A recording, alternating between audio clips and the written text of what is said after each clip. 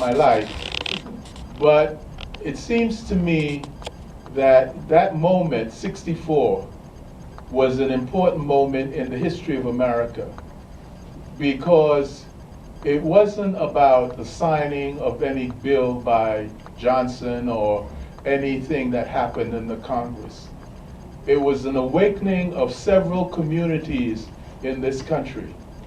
Because in the 1950s, we had people like Charles Wilson, some people, and his thing was, what's good for me is good for General Motors, and what's good for General Motors is good for this country.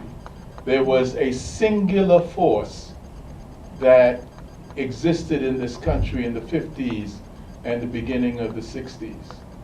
But because of what happened in 1964 and continued, we now have what we saw in America the day on January 21st, where we had a movement where people couldn't even march because it was so crowded.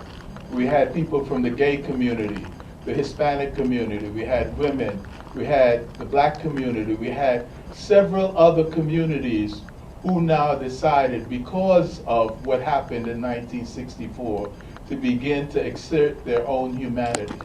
So as we look at this film, you should not view it as just a point of history.